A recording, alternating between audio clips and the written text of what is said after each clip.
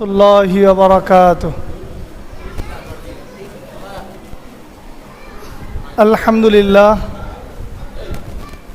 لله نحمده ونستعينه ونستغفره ونؤمن به ونتوكل عليه ونعوذ بالله من شرور أنفسنا ومن سيئات أعمالنا.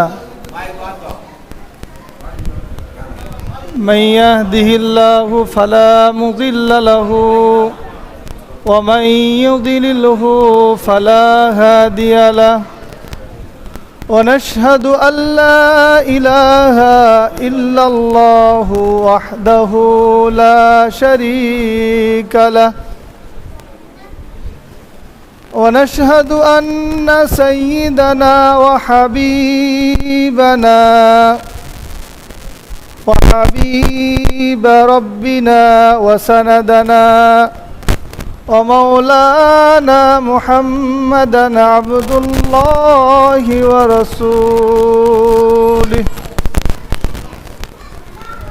أرسله بالحق بشيرا ونذيرا وداعيا إلى الله بإذنه سراجا منيرا. إن الله وملائكته يصلون على النبي يا أيها الذين آمنوا صلوا عليه وسلموا تسليما. اللهم صل على ভিতরেই ঠিক আছে, ভিতরে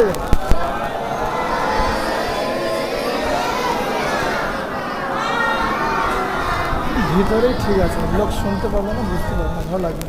শোনা তো আমরা বুঝতে পারছি, কিন্তু বাইরে এসব মেয়েরা ভিতর ভিতর ভিতর তাহলে তাহলে সেরকম আলহামদুলিল্লাহ, আল্লাহ তাআলার কাছে অসংখ্য কৃতজ্ঞতা জ্ঞাপন করি যে আল্লাহ তাআলা আপনাকে আমাকে বড় ভালোবেসে অনুগ্রহ করে আজকে এই মসজিদে উপস্থিত করিয়েছেন কিছু কথা শোনার জন্য। আল্লাহ তাআলার কাছে আমরা কৃতজ্ঞতা স্বরূপ বলি আলহামদুলিল্লাহ। অতঃপর লক্ষ কোটি দরুদ ও শান্তি ধারা বর্ষিত হোক সেই মহামানবের সামনে, সেই মহানবীর সামনে, যার মাধ্যম দিয়ে আমরা ইসলামকে পেয়েছি, যার মাধ্যম দিয়ে আমরা দ্বীনকে পেয়েছি।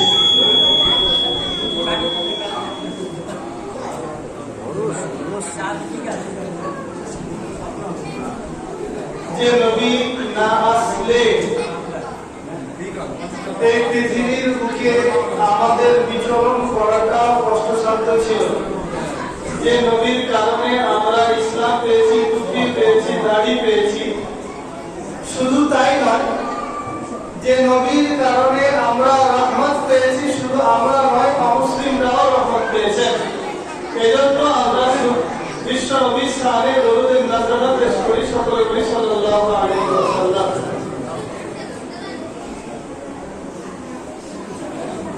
এরকম অনেক লোকে অসুবিধা বলতে বাচ্চারা চেঁচাচ্ছে এদিক ওদিক।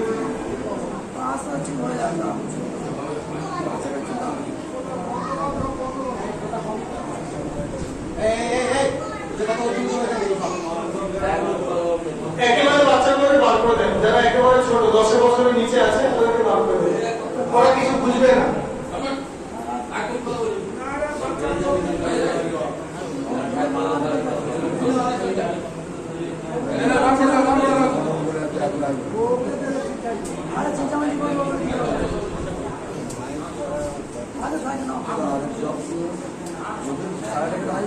আমরা যে উদ্দেশ্যে উপস্থিত হয়েছি সেই উদ্দেশ্য থেকে ফিরে আসি মূল আলোচনাতে।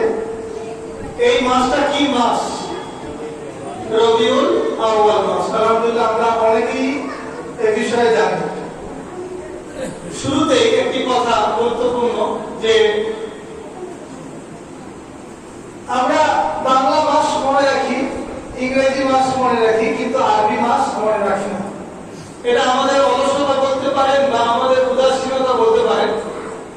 বিশ্বনবী সাল্লাল্লাহু আলাইহি সাল্লামের উম্মতের দাবিদারদের উচিত হবে, অনেক সময় অনেক প্রকার বলে থাকেন যে ফরজের দরজাতে মনে রাখাটা অত্যাবশ্যকীয় জরুরি বিষয় যে আরবি মাস হিসাব রাখা। উম্মতের মধ্যে অল্প সংখ্যক মানুষকে এই হিসাব রাখতে হবে, এটা ফরজে কিফায়ার দরজাতে থাকে। তো সেই মাসে আজকে আমরা সমবেত হয়েছি একটি বিশেষ লক্ষ্য নিয়ে যে অল্প কিছু সময় বিশ্ব নবী সাল্লাল্লাহু আলাইহি ওয়াসাল্লামের জীবন আদর্শের উপরে কথা হবে, আমরা সেগুলো শুনবো। আচ্ছা, শুরুতে বলি, শুধুমাত্র কি শোনাটাই আমাদের কাজ, না আমল করাটাও আমাদের কাজ? আমল করাটা সব থেকে গুরুত্বপূর্ণ কাজ। আমরা শুধু শুনেই গেলাম কিন্তু আমল করলাম না, আমলি জিন্দেগি তৈরি করলাম না, তো ওই শোনার মধ্যে কল্যাণ নাই। ওই শোনার মধ্যে কল্যাণ আছে যে শোনার মধ্যে আমল আছে। যতদূর পারবো শুনবো, মনে রাখবো এবং আমল করার চেষ্টা করবো। সর্বপ্রথম বিশ্বনবী সাল্লাল্লাহু আলাইহি সাল্লামের জীবন আদর্শের উপরে আলোচনা করার পূর্বে আমাদেরকে জানতে হবে যে বিষয়টি, যে আল্লাহ রাসূল সাল্লাল্লাহু আলাইহি ওয়াসাল্লামের জীবনের দুইটি দিক। কয়টা দিক বললাম? দুটো দিক। একটা হচ্ছে কি সূরাত, একটা হচ্ছে কি সিরাত। মনে রাখতে হবে, কি বললাম? একটা সূরাত, একটা সিরাত। এই দুটি জিনিসের মধ্যে সিরাত হচ্ছে কি অনুকরণীয় আর সূরাত হচ্ছে কি অবিস্মরণীয়। সিরাত অনুকরণীয়, সূরাত অবিস্মরণীয়। বিশ্বনবী সাল্লাল্লাহু আলাইহি সাল্লামকে আল্লাহ পাক রব্বুল আলামিন দুনিয়ার বুকে প্রেরণ করেছিলেন কি জন্য? আল্লাহ কোরআন সেটা জানিয়ে দিয়েছেন যে আমি আমার রাসূলকে পৃথিবীর বুকে প্রেরণ করেছি কোরআন দিয়ে, যাতে পৃথিবীর সমস্ত অন্ধকার গুনাহ পাপ মুছে দিয়ে আলোর পথ দেখানোর জন্য। তো এই আলোর পথ যে আমরা পেয়েছি সেটা নবী মুহাম্মদ সাল্লাল্লাহু আলাইহি ওয়াসাল্লাম থেকেই পেয়েছি। তো দুটি দিকের মধ্যে সূরাত সিরাত দুটি আলোচনা করব ইনশাআল্লাহ। তো এই সিরাতকে আবার দুটি ভাগ করা হয়। কয়টি ভাগ বললাম? দুটি ভাগ। একটা হচ্ছে নবুয়ত প্রাপ্তির পূর্বের জীবন, একটা হচ্ছে নবুয়ত প্রাপ্তির পরের জীবন। অর্থাৎ বিশ্বনবী সাল্লাল্লাহু আলাইহি ওয়াসাল্লাম তিনি 63 বছর জীবনে 40 বছর ছিল নবুয়ত প্রাপ্তির পূর্বে আর 23 বছর ছিল নবুয়ত প্রাপ্তির পরের জীবন। তাহলে মোট তিনটি ভাগে আমাদের আজকে আলোচনা। একটা হচ্ছে সূরাত, একটা নবুয়ত প্রাপ্তির পূর্বের জীবন, একটা নবুয়ত প্রাপ্তির পরের জীবন। যদি মনোযোগ দিয়ে শোনেন ইনশাআল্লাহ অনেক কিছু আপনি জানতে পারবেন যেটা আপনাদের 7 বছরের জীবনে কোনোদিন হয়তো শোনেননি। আপনাদের 50 বছর জীবনে কোনোদিন হয়তো এটা শোনেননি।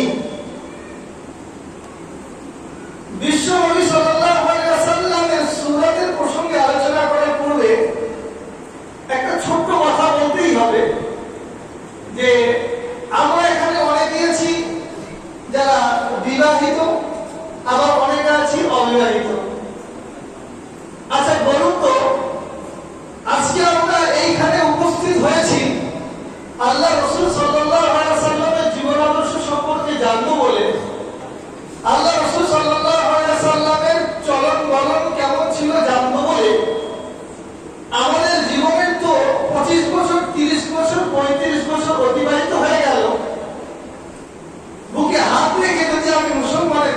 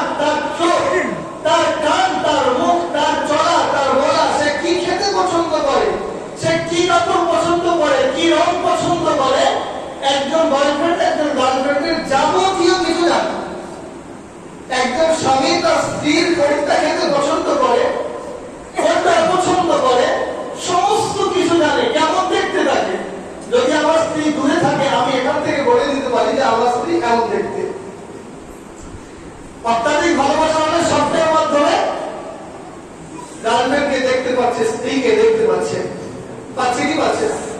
তো আমরা এখানে উম্মতে মুহাম্মাদি বলে দাবিদার, আমরা উম্মতে মুহাম্মাদি বলে দাবি করছি, কিন্তু আজও পর্যন্ত আমি যদি জিজ্ঞাসা করি আমার রাসূল সাল্লাল্লাহু আলাইহি সাল্লামের চেহারা কেমন ছিল একটু বলেন তো, তার নাকটা কেমন ছিল একটু শোনান তো, তার চোখটা কেমন ছিল একটু বলুন তো, তিনি কেমন হাঁটতেন একটু বলুন তো, তিনি কেমন কথা বলতেন একটু বলুন তো, তিনি কি খেতে ভালোবাসতেন, তিনি কি করতে ভালোবাসতেন। আমরা বছরের পর বছর নবী দিবস করে চলছি, মাইক নিয়েছে, লাইটিং করে, বিরাট মজলিস করে, বিভিন্ন জায়গাতে আবার লম্বা র্যালি করে, নবীর নামে মিছিল বার করে আমরা নবীর আশিকে দিওয়ানা হয়ে গিয়ে নবীর আশিকের বহিঃ প্রকাশ করি, কিন্তু আমরা নবী সাল্লাল্লাহু আলাইহি সাল্লামের সূরত কেমন ছিল সেটা জানলাম না, তাহলে কেমন নবীর আশিক হলাম আমরা?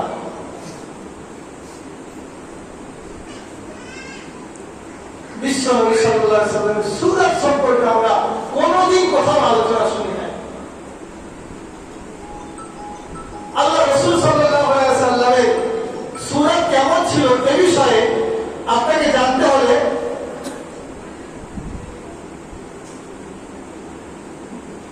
শামাইলে তিরমিজি বলে একটি কিতাব আছে, কিতাবের নাম কি বললাম? শামাইলে তিরমিজি। এটা হচ্ছে দাওরায়ে হাদিস বছরে, বুখারী যে বছর অর্থাৎ মৌলানা টাইটেল পাস করে সেই বছরে এই কিতাবটা পড়ানো হয়। সিয়াসিত্তা অর্থাৎ 6টা সহিহ হাদিসের কিতাব পড়া হয়, তার মধ্যে একটি অমূল্যবান কিতাব হচ্ছে কি, একটি মূল্যবান কিতাব হচ্ছে কি তিরমিজি। এই তিরমিজি শরীফের শেষাংশে শামাইলে তিরমিজি বলে একটি অধ্যায়, একটি নতুন করে একটা মধ্যে আরেকটা বই কাজ করেছে। ওইখানে আল্লাহ রাসূল সাল্লাল্লাহু আলাইহি ওয়াসাল্লামের সূরত সম্পর্কে আলোচনা করা হয়েছে, বিশ্বনবীকে কেমন দেখতে ছিল। আচ্ছা, আমাদের কি মনে জাগে না যে আমার রাসূল সাল্লাল্লাহু আলাইহি ওয়াসাল্লামকে একবার স্বপ্নে দেখি? কিয়ামতের ময়দানে আল্লাহ পাক রব্বুল আলামিন বিশ্বনবী সাল্লাল্লাহু আলাইহি ওয়াসাল্লামকে সুপারিশ করার সুযোগ দেবে যে হে নবী, আপনি আর কাঁদবেন না, মাথাটা উঠান আর আপনার উম্মতের ব্যাপারে সুপারিশ করুন, আমি আপনার উম্মতগুলোকে ধরে ধরে জান্নাতে পৌঁছে দেব। সুবহানাল্লাহ বলবেন না? তো ওই সময়ে উম্মত কি হবে? শুধুমাত্র কি মুসলমানের ঘরে জন্মগ্রহণ করলেই কিয়ামতের ময়দানে উম্মতের দাবিদার হয়ে উঠতে পারবো? প্রশ্ন। বিশ্বনবী সাল্লাল্লাহু আলাইহি ওয়াসাল্লামের জীবনাদর্শ যদি জিজ্ঞাসা করা হয় আমরা বলতে পারি না, পড়ি না, শুনি না, কিন্তু আমরা কথায় বলে বেড়াই নবীর আশিক। এমন আশিক বলে হবে না। আল্লাহ রাসূল সাল্লাল্লাহু আলাইহি ওয়াসাল্লামের ব্যাপারে কোরআনুল কারীমের মধ্যে আল্লাহ পাক রব্বুল আলামিন বলেছেন যে ওমা আতাকুমুর রাসূলু ফাখুযুহু ওয়া মা নাহাকুম আনহু ফান্তাহু। আল্লাহ রাব্বুল আলামিন বলেছেন আমার রাসূল সাল্লাল্লাহু আলাইহি ওয়াসাল্লাম যা কিছু দিয়েছেন খুদু, মজবুত করে ধরো। কেমন ভাবে? যেমন কোন জিনিস যদি আমরা ধরি আর দুজন মানুষ যদি আমার হাত থেকে টেনে ছিঁড়ে নেয় তবুও সে টেনে ছিনিয়ে নিতে পারে না, এই যে মজবুতির সঙ্গে ধরা, এটাকে বলা হয় ফাখুযু। তো আল্লাহ আতাকুমুর রাসূলু ফাখুযু আর ওয়া মা নাহাকুম আনহু ফান্তাহু। আল্লাহ রাসূল সাল্লাল্লাহু আলাইহি ওয়াসাল্লাম যে সমস্ত কাজ থেকে তিনি নিষেধ করেছেন, বিরত থাকতে বলেছেন, সেই সমস্ত কাজ থেকে আমাদেরকে বিরত থাকতে হবে। ফান্তাহুর ব্যাখ্যা করতে গিয়ে মুফাসসিরিনরা বলছেন যেমন কোন মানুষ নিজেকে আগুনে ফেলতে অপছন্দ করে, যেমন কোন মানুষ নিজের জীবনটাকে নিজের ইচ্ছায় দিতে অপছন্দ করে, নিজের মুখে ছুরি চালাতে অপছন্দ করে, ঠিক তদ্রূপ ভাবে আমার রাসূল সাল্লাল্লাহু আলাইহি ওয়াসাল্লাম যে সমস্ত জিনিস থেকে নিষেধ করেছেন ওই সমস্ত জিনিসকে ঘৃণা করা, অপছন্দ করার নাম হচ্ছে ফান্তাহু। এবার বুকে হাত দিয়ে আপনি চিন্তা করুন, আপনি ভাবুন যে মামা আতাকুমুর রাসূলু ফাখুযুহু ওয়া মা নাহাকুম আনহু ফান্তাহুর উপরে আমার জীবনটা অতিবাহিত হচ্ছে কিনা। আল্লাহ রাসূল সাল্লাল্লাহু আলাইহি ওয়াসাল্লামের জীবনী শোনার পরে আমাদের মধ্যে এই ইহসাসটা আসা দরকার যে আমার আগের জীবন যা ছিল তার থেকে একটু হলেও পরিবর্তন আসা দরকার। তবে আমার আপনার বসা শোনা আলোচনা সবকিছু সার্থকভাবে সফল হবে। যদি আমার আগের যে জীবন ছিল ঠিক তেমনই থেকে গেল তাহলে কিন্তু কোনো কাজে আসবে না। আমার ভাইরা, বিশ্বনবী সাল্লাল্লাহু আলাইহি ওয়াসাল্লামকে কেমন দেখতে ছিল, সুরাত কেমন ছিল যারা দরকার আছে? সুরাত জানবেন ইনশাআল্লাহ, কে কে জানবেন হাত তুলেন। জানার পরে দুটো আমল করতে হবে। সুরাত জানার পরে দুটো আমল করতে হবে। করবো ইনশাআল্লাহ? জোরে বলুন, করবো ইনশাআল্লাহ। এক নম্বর আমল, আল্লাহ রাসূল সাল্লাল্লাহু আলাইহি ওয়াসাল্লামের যে অবকাঠামো আমি বলবো, এই অবকাঠামোটাকে নিজের চোখের সামনে সদা সর্বদা মনে করা। আর দ্বিতীয় আমল হচ্ছে কি, বেশি থেকে বেশি জনাবে মুহাম্মদুর রাসূলুল্লাহ সাল্লাল্লাহু আলাইহি ওয়াসাল্লামের শানে দরুদের নজরানা পেশ করা।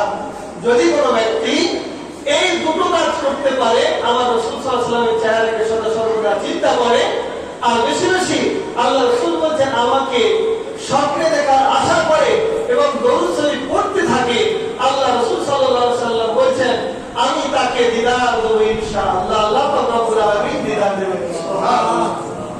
বিশ্বনবী সাল্লাল্লাহু আলাইহি ওয়াসাল্লাম শামাইল তিরমিজির মধ্যে হাদিসটি এসেছে, আল্লাহ রাসূল সাল্লাল্লাহু তাআলা আলাইহি ওয়াসাল্লাম বললেন মান যারানি ফাকাদ যারানি ফাইন্না আশ-শাইতানা ইয়াতামাসসালু বি। আল্লাহ রাসূল সাল্লাল্লাহু আলাইহি ওয়াসাল্লাম বললেন যে ব্যক্তি আমাকে দেখলো, আমাকে স্বপ্নের মাধ্যমে দেখলো, বিশ্বনবী সাল্লাল্লাহু আলাইহি ওয়াসাল্লাম বলেন অবশ্যই অবশ্যই সে আমাকেই দেখলো। জোরে বলি সুবহানাল্লাহ। কেন? ফাইন্না শাইতানা ইয়াতামাসসালু বি। বিশ্বনবী সাল্লাল্লাহু আলাইহি ওয়াসাল্লাম বলেন শয়তান কোনদিন আমার রূপ ধারণ করতে পারে না। বিশ্বনবী সাল্লাল্লাহু আলাইহি ওয়াসাল্লামের রূপ শয়তান কোনদিন ধারণ করতে পারে না। পৃথিবীর অন্যান্য মাখলুকের সুরত শয়তান ধারণ করে মানুষকে ধোঁকায় ফেলতে পারে, কিন্তু রাসূলুল্লাহ সাল্লাল্লাহু আলাইহি ওয়াসাল্লামের সুরতকে, রাসূলুল্লাহ সাল্লাল্লাহু আলাইহি ওয়াসাল্লামের চেহারা মুবারককে কোনো শয়তানের ক্ষমতা নাই যে আল্লাহ রাসূলের সুরত অবলম্বন করে ধারণ করে কোনো মানুষের কাছে গিয়ে ধোঁকা দিতে পারে। বলি সুবহানাল্লাহ। আরেকটি হাদিসের মধ্যে আল্লাহ রাসূল বললেন যে ব্যক্তি আমাকে একবার স্বপ্নের মাধ্যমে দেখে নিল, আমাকে একবার স্বপ্নের মাধ্যমে যদি দেখে নেয়, আল্লাহ রাসূল বলেন কিয়ামতের ময়দানে তার ব্যাপারে শাফাআত করা আমার উপরে ওয়াজিব হয়ে যাবে। তাহলে আল্লাহ রাসূল সাল্লাল্লাহু আলাইহি ওয়াসাল্লামের উপরে ওয়াজিব হয়ে যাবে যে বিশ্বনবী শাফাআত। তো আমরা সেই শাফাআত পেতে চাই? পেতে চাই? শাফাআত ছাড়া কিন্তু আমাদের কোনো কাজে আসবে না। কিয়ামতের কঠিন দিন হবে, সেই ভয়াবহ দিনে একমাত্র আল্লাহ রাসূল সাল্লাল্লাহু আলাইহি ওয়াসাল্লাম ছাড়া পৃথিবীর কোন নবীও আল্লাহ রাব্বুল আলামিনের কাছে সুপারিশ করতে পারবে না।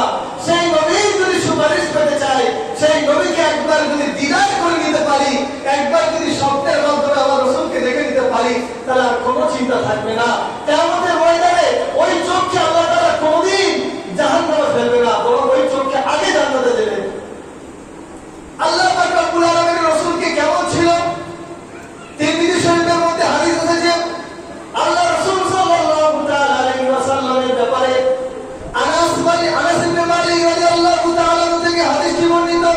আবু হুরায়রা রাদিয়াল্লাহু তাআলা থেকে শুরু করে ইবনে মাসউদ রাদিয়াল্লাহু তাআলা থেকে শুরু করে অসংখ্য সাহাবী থেকে বর্ণিত রয়েছে আল্লাহ রাসূল সাল্লাল্লাহু আলাইহি ওয়াসাল্লামের সূরত কেমন ছিল। বিশ্বনবী সাল্লাল্লাহু আলাইহি ওয়াসাল্লামের সূরত বলতে গিয়ে প্রথম ক্ষেত্রে গিয়ে ইবনে মাসউদ এবং আবু হুরায়রা রাদিয়াল্লাহু তাআলা বলেন আল্লাহ রাসূল সাল্লাল্লাহু আলাইহি ওয়াসাল্লাম না অনেক লম্বা ছিল আর না অনেক খাটো ছিল। তাহলে আমার নবী বিশ্বনবী সাল্লাল্লাহু আলাইহি ওয়াসাল্লাম অনেক লম্বা ছিলেন না আর অনেক খাটো ছিল না, বরং আমার রাসূল সাল্লাল্লাহু আলাইহি ওয়াসাল্লাম ছিলেন মধ্যমাকৃতি সুঠাম দেহের অধিকারী একজন ব্যক্তিত্বময় পুরুষ ছিলেন।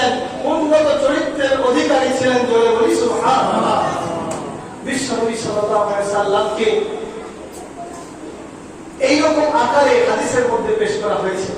আমার রাসূল সাল্লাল্লাহু আলাইহি ওয়াসাল্লামের চোখটা কেমন ছিল, আমার রাসূল সাল্লাল্লাহু আলাইহি ওয়াসাল্লামের চোখের ব্যাপারে হাদিস পাকের মধ্যে এসেছে, আল্লাহ রাসূল সাল্লাল্লাহু আলাইহি ওয়াসাল্লামের চোখ না ছিল ডাবা চক্ষু বিশিষ্ট, না ছিল লম্বা লম্বা, ঠিক মধ্যমাকৃতির, অর্থাৎ না ডাগর না হরিণ চোখা, ঠিক ওই রকম পর্যায়ে ছিল আল্লাহ রাসূল সাল্লাল্লাহু আলাইহি ওয়াসাল্লামের চোখ।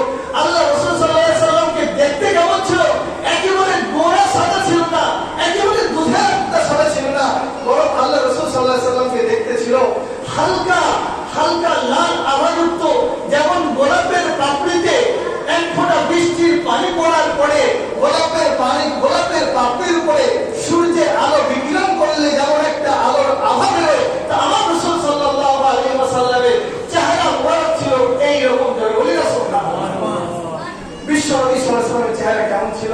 মা আয়েশা সিদ্দিকা রাদিয়াল্লাহু তাআলা আনহা বলেন, যদিও এই হাদিসটির ব্যাপারে অনেক মুহাদ্দিসিনরা কালাম করেছেন, তারপরেও আল্লাহ রাসূল সাল্লাল্লাহু আলাইহি ওয়াসাল্লামের চেহারা মুবারকের বর্ণনা দিতে গিয়ে মা আয়েশা সিদ্দিকা রাদিয়াল্লাহু তাআলা আনহা বলেন, আমি ঘরের মধ্যে কাঁথা সেলাই করতাম, এমন অবস্থায় বিশ্বনবী সাল্লাল্লাহু আলাইহি ওয়াসাল্লাম যদি আমার রুমের ভিতরে প্রবেশ করত, আমার রুমটা নূরে রঙিত হয়ে যেত, আলোকিত হয়ে যেত।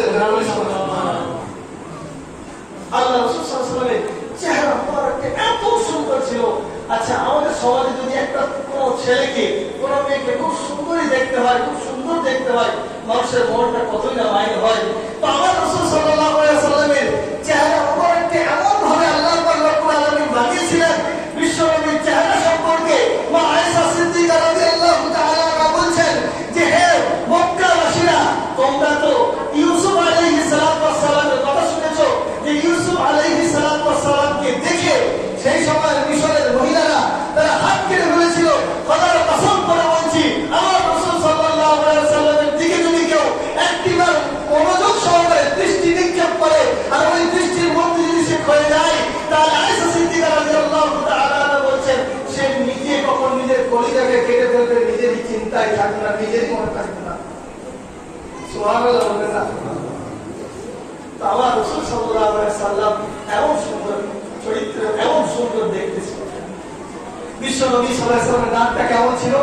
আল্লাহ রাসূল সাল্লাল্লাহু আলাইহি ওয়াসাল্লামের নাক ছিল কাসাইফ ইসরাঈল বলা হয় থাকে, যে ওই যে তলোয়ার দেখেছেন, তলোয়ারের আগাটা যেমন সরু থাকে, আমার রাসূল সাল্লাল্লাহু আলাইহি ওয়াসাল্লামের নাকটা ঠিক এখান থেকে আসার পরে এই জায়গাটা এরকম ভাবে সরু হয়ে যেত। এরকম ছিল আল্লাহ রাসূল সাল্লাল্লাহু আলাইহি ওয়াসাল্লামের নাক। আল্লাহ রাসূল সাল্লাল্লাহু আলাইহি ওয়াসাল্লামের ঠোঁট কেমন ছিল? আল্লাহ রাসূল সাল্লাল্লাহু আলাইহি ওয়াসাল্লামের ঠোঁট ছিল তিন ধনুকের বাঁকানো অংশ, দেখেছেন যে তিন ধনুকের বাঁকানো অংশটা, ঠিক আল্লাহ রাসূল সাল্লাল্লাহু আলাইহি ওয়াসাল্লামের উপরের ঠোঁটের এই অংশটা ওই রকম ভাবে তিন ধনুক যেমন বাঁকানো থাকে, খুব সুন্দর করে আল্লাহ রাসূল সাল্লাল্লাহু আলাইহি ওয়াসাল্লামের ঠোঁটটাকে আল্লাহ পাক রব্বুল আলামিন বানিয়েছিলেন।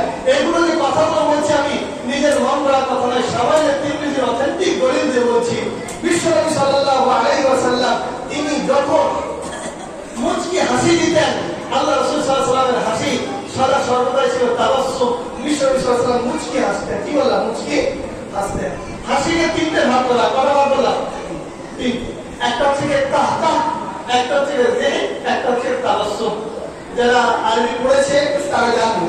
তো বিশ্বনবী সাল্লাল্লাহু আলাইহি ওয়াসাল্লামের হাসিকে তাবাসসুম বলে আখ্যায়িত করা হয়, অর্থাৎ আল্লাহ রাসূল সাল্লাল্লাহু আলাইহি ওয়াসাল্লাম কোনোদিন একেবারে উচ্চ স্বরে হাসেননি আর একেবারে নিম্ন স্বরেও নয়, এমন হাসতেন। বিশ্বনবী সাল্লাল্লাহু আলাইহি ওয়াসাল্লামের দাঁত দুটো দেখা যেত, আল্লাহ রাসূল সাল্লাল্লাহু আলাইহি ওয়াসাল্লামের দাঁত দুটো যখন দেখা যেত, সাহাবীরা বলছেন যে বিশ্বনবীর দাঁত থেকে এত নূরের জ্যোতি বেরোতো, অন্ধকারের রাতেও যেন ওই জ্যোতি দেখে হাঁটা সম্ভব হয়ে যেতে পারে। বলি সুবহানাল্লাহ। আল্লাহ রাসূল সাল্লাল্লাহু আলাইহি ওয়াসাল্লামের দাঁত মুবারক অতীব সুন্দর করে আমার আল্লাহ পাক রব্বুল আলামিন তৈরি করেছিলেন। আল্লাহ রাসূল সাল্লাল্লাহু আলাইহি ওয়াসাল্লামের ভুরু কেমন ছিল? বিশ্বনবী সাল্লাল্লাহু আলাইহি ওয়াসাল্লামের চোখের ভুরুর ব্যাপারে বলতে গিয়ে হাদিস পাকের মধ্যে এসেছে, আল্লাহ রাসূল সাল্লাল্লাহু আলাইহি ওয়াসাল্লামের চোখের ভুরু ওই যে উদাহরণ দিয়েছিলাম গোলাপের পাপড়ির মতো, গোলাপের পাপড়ির মতো আল্লাহ রাসূল সাল্লাল্লাহু আলাইহি ওয়াসাল্লাম তাকাতেন, চাহনিটা ঠিক ওই রকমই থাকতে ধরে। বলি সুবহানাল্লাহ। বিশ্বনবী সাল্লাল্লাহু আলাইহি ওয়াসাল্লামের কথা কেমন ছিল? কওলান লাইয়িনা। আল্লাহ রাসূল সাল্লাল্লাহু আলাইহি ওয়াসাল্লাম কথা বলতেন তখন নরম সুরে কথা বলতেন। সুবহানাল্লাহ। আল্লাহ রাসূল সাল্লাল্লাহু আলাইহি ওয়াসাল্লাম যখন কোনো মানুষের সঙ্গে কথা বলতেন, ওই মানুষটি যতক্ষণ পর্যন্ত তার দিকে তাকিয়ে থাকতো, আমার রাসূল সাল্লাল্লাহু আলাইহি ওয়াসাল্লাম তার দিকেই তাকিয়ে থাকতো, তার দিকে তাকিয়ে এমন ভাবে তাকিয়ে থাকতো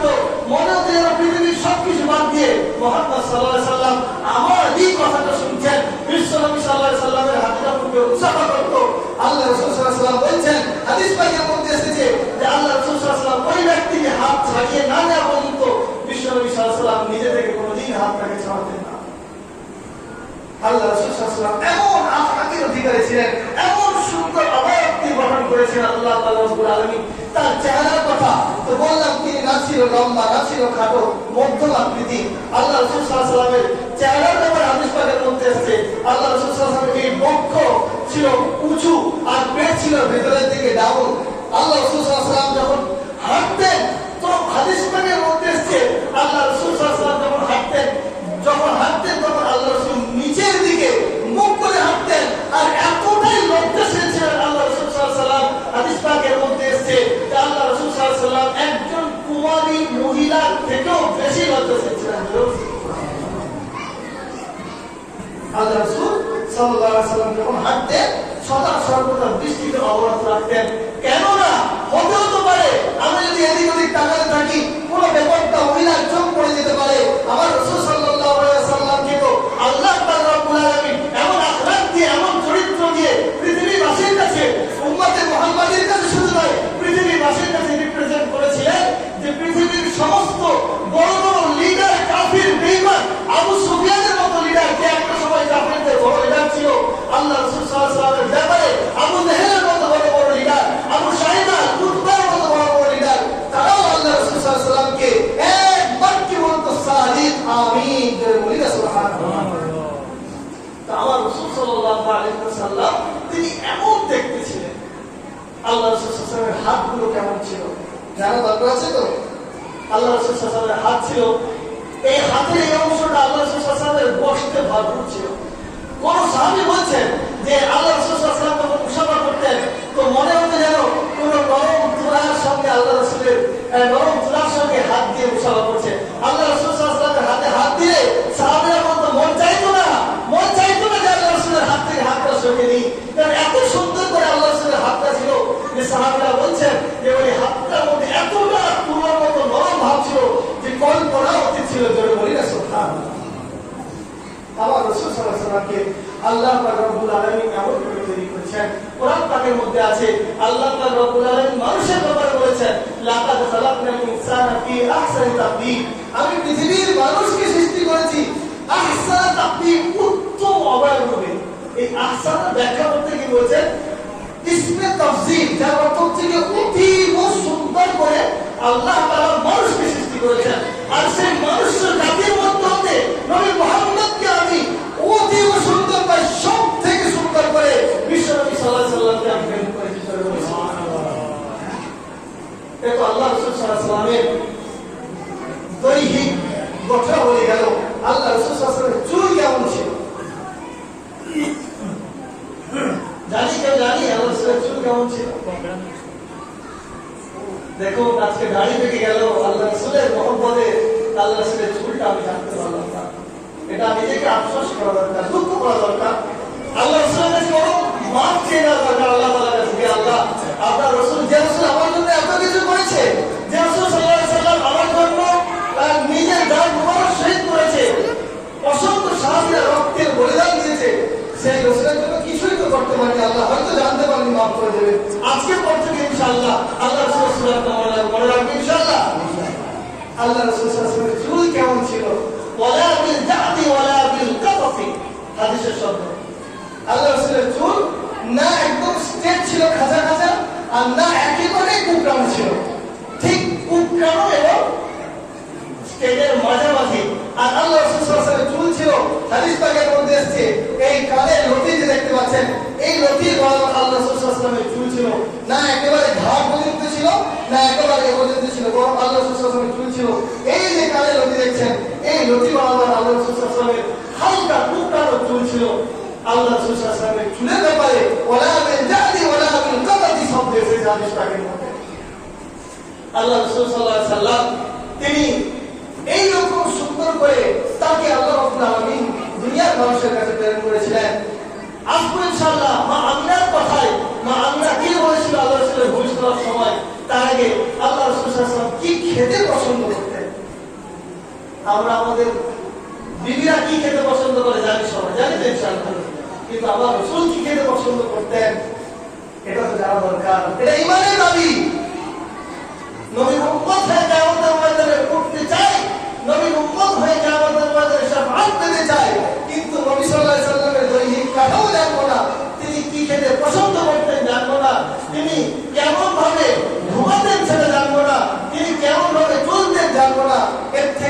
অপদার্থ জীবন আমার আপনার জন্য আর কিছু হতে পারে না।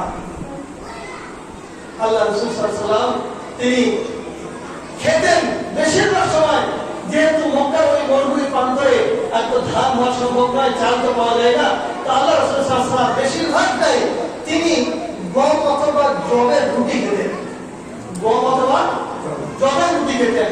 আরেকটা জিনিস আল্লাহ রাসূল সাল্লাল্লাহু আলাইহি ওয়াসাল্লামের সবথেকে পছন্দের জিনিস ছিল, আল্লাহ রাসূল সাল্লাল্লাহু আলাইহি ওয়াসাল্লাম তিনি সিরকা খেতে খুব পছন্দ করতেন, অর্থাৎ সুরমা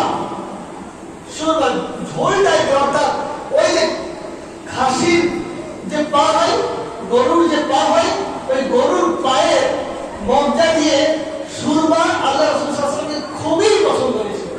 বলবেন না সুবহানাল্লাহ।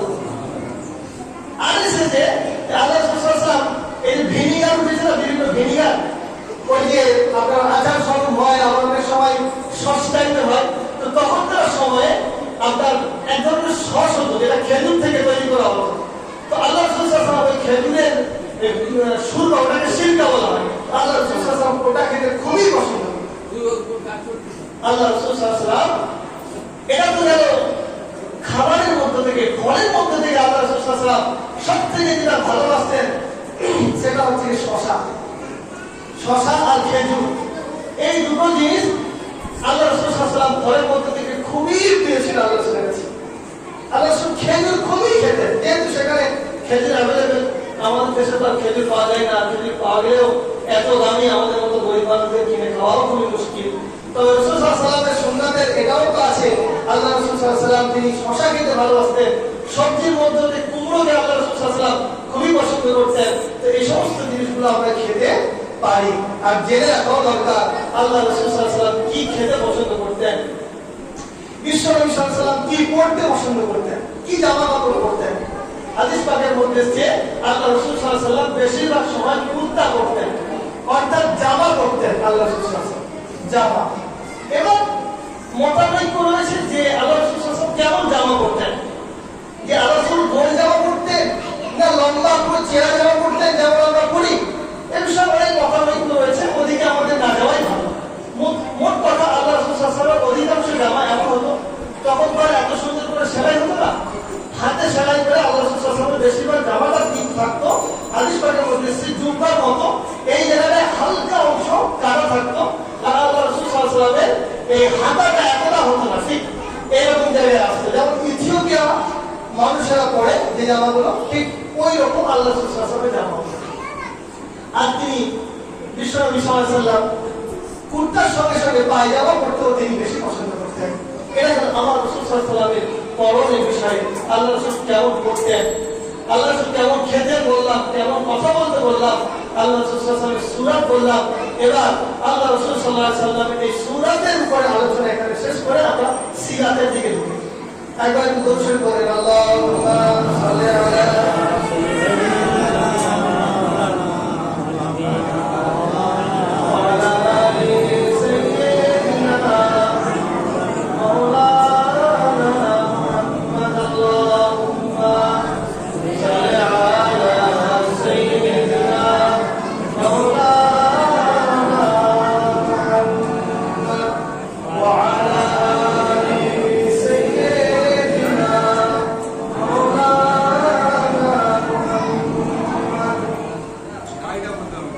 তোরা দেখে যা আমিনা মায়ের কোলে, মধু পূর্ণিমারি সেটা চাঁদ দোলে।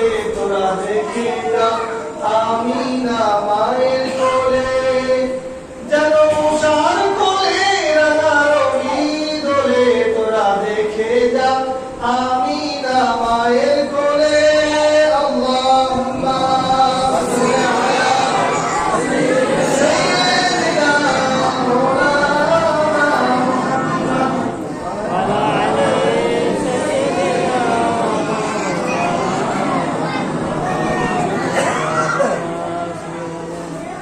আল্লাহ রাসূল সাল্লাল্লাহু আলাইহি ওয়াসাল্লামের দাড়ি কেমন ছিল, এটা ছেড়ে গিয়েছে। আল্লাহ রাসূল সাল্লাল্লাহু আলাইহি ওয়াসাল্লামের দাড়ি কেমন ছিল, আল্লাহ রাসূল সাল্লাল্লাহু আলাইহি ওয়াসাল্লামের দাড়ি অতীব মাত্রায় ঘন ছিল না। আল্লাহ রাসূল সাল্লাল্লাহু আলাইহি ওয়াসাল্লামের দাড়ির ব্যাপারে হাদিস পাকের মধ্যে যতটুকু এসেছে যে আল্লাহ রাসূল সাল্লাল্লাহু আলাইহি ওয়াসাল্লামের দাড়ি অত্যন্ত চমৎকার সুন্দর ছিল, দেখলে দেখতেই মন চাইতো, চোখ ফেরাতে মন চাইতো না। তবে হাদিসের মধ্যে যে শব্দটা এসেছে যে আল্লাহ রাসূল সাল্লাল্লাহু আলাইহি ওয়াসাল্লাম দাড়ির ব্যাপারে যে তিনি দাড়িতে মেহেন্দি করতেন কি করতেন না, যেহেতু আল্লাহ রাসূল সাল্লাল্লাহু আলাইহি ওয়াসাল্লামকে নবুয়ত দেওয়া হয়েছে 40 বছর বয়সে, আল্লাহ রাসূলের দাড়ি তো ছোট থেকেই ছিল, অর্থাৎ যখন থেকে তিনি প্রাপ্তবয়স্ক হয়েছেন, যখন থেকে দাড়ি বার করেছেন, তারপর থেকে দাড়ি কেটেছেন এমন কোনো হাদিস নাই। তবে ওই তিরমিজি শরীফের মধ্যে যেটা এসেছে যে আল্লাহ রাসূল সাল্লাল্লাহু আলাইহি ওয়াসাল্লাম দাড়ি তিনি হিজাব করতেন, অর্থাৎ মেহেন্দি লাগাতেন কি লাগাতেন না, অনেক সাহাবীর মধ্যে মতানৈক্য আছে। একদম সাহাবী বলেছেন যে না তিনি হিজাব করতেন, আবার একদম সাহাবী বলেছেন যে না তিনি হিজাব করতেন না। তবে আল্লাহ রাসূলের দাড়ি ছিল একেবারে ঘন কুচকুচে কালো, ঘন কুচকুচে কালো, সঙ্গে সঙ্গে যেহেতু বয়প্রাপ্ত বয়স্কের হাদিসটা এখানে উল্লেখ আছে সামনে তিরমিজির মধ্যে, তো আল্লাহ রাসূল সাল্লাল্লাহু আলাইহি ওয়াসাল্লামের দাড়িটা ছিল হালকা লাল আভাযুক্ত, হালকা লাল আভাযুক্ত। এবার কিছু সাহাবী মনে করেছেন আল্লাহ রাসূল সাল্লাল্লাহু আলাইহি ওয়াসাল্লাম মেহেন্দি করেছেন, সেজন্য তিনি রিওয়ায়াত করেছেন যে আল্লাহ রাসূল মেহেন্দি করেছেন। আর কিছু সাহাবী আল্লাহ রাসূল থেকে জেনেছেন যে তিনি মেহেন্দি করেননি, তো সেই সূত্র অনুযায়ী তিনি মেহেন্দি করেননি। মোট কথা হাদিসের মধ্যে যেটা এসেছে আল্লাহ রাসূল সাল্লাল্লাহু আলাইহি ওয়াসাল্লামের দাড়ি ছিল এক মুষ্টির উপরে, এক মুষ্টির নিচে দাড়ি ছিল না। আল্লাহ রাসূল সাল্লাল্লাহু আলাইহি ওয়াসাল্লামের দাড়ি ছিল এক মুষ্টির উপরে, আর আল্লাহ রাসূল সাল্লাল্লাহু আলাইহি ওয়াসাল্লামের দাড়ি ছিল হালকা লাল আভাযুক্ত।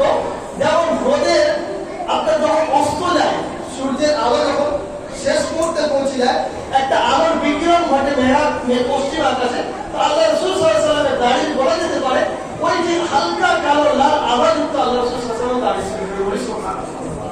আল্লাহ রাসূল সাল্লাল্লাহু আলাইহি ওয়াসাল্লামের চেহারার ব্যাপারে সমাজের তিরমিজির মধ্যে অনেক হাদিস এসেছে, তার মধ্যে সংক্ষিপ্ত আকারে গুটি কয়েক হাদিসের উপরে আল্লাহ রাসূল সাল্লাল্লাহু আলাইহি ওয়াসাল্লামের সূরাতের উপরে কথা বললাম। হতে পারে এর মধ্যে আমাদের ভুল হতে পারে, আল্লাহ তাআলা আমাকে ক্ষমা করুন, সকলে আল্লাহুম্মা আমিন। বলার মধ্যে হয়তো ভুল হতে পারে। তো কথা হচ্ছে আল্লাহ রাসূল সাল্লাল্লাহু আলাইহি ওয়াসাল্লামের সূরাতটাকে আমরা মনে রাখবো ইনশাআল্লাহ, মনে রাখা দরকার। দেখেন ভাই, যদি আল্লাহ রাসূলের সাল্লাল্লাহু আলাইহি ওয়াসাল্লামের সূরাতকে মনে রাখতে পারি আর একবার যদি দিদার নসিব হয়ে যায়, এর থেকে আর বড় খুশি নসিব আমার তো মনে হয় পৃথিবীর বুকে আর কেউ নাই। বড় বড় আল্লাহর ওলিদেরকে দেখেছি যারা দীর্ঘ 25 বছর, 30 বছর, 40 বছর যাবত হাদিস পড়িয়েছেন, কোরআনের তাফসীর করেছেন, তারা এত কান্না কাঁদেন আল্লাহ রাসূল সাল্লাল্লাহু আলাইহি ওয়াসাল্লামের হৃদয়ের জন্য, কল্পনা করতে পারবেন না।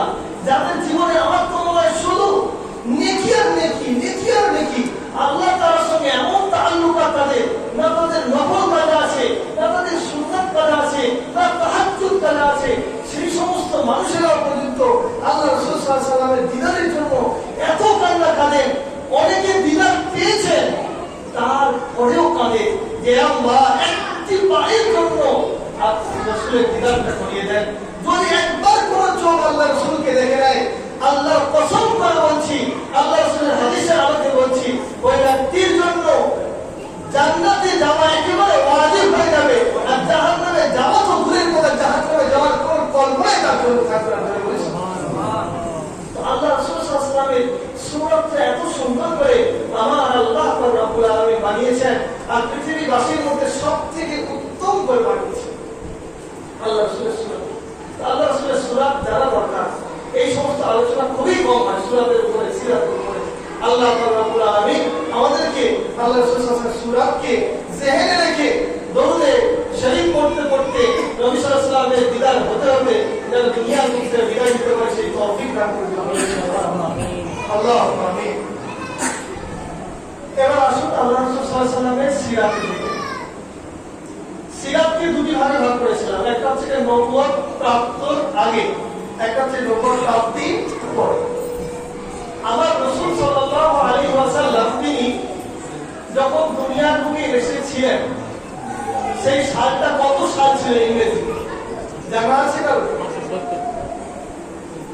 570 এক মতামত অনুযায়ী, আল্লাহ এক মতামত অনুযায়ী ঐতিহাসিকদের রায় 571 খ্রিস্টাব্দে, অর্থাৎ ঈসা আলাইহিস সালামের জন্মের পর থেকে নিয়ে খ্রিস্টাব্দ ধরা হয়, জন্মের পূর্বে খ্রিস্টপূর্বাব্দ ধরা হয়। তো ঈসা আলাইহিস সালাম পৃথিবীর বুকে আসা থেকে নিয়ে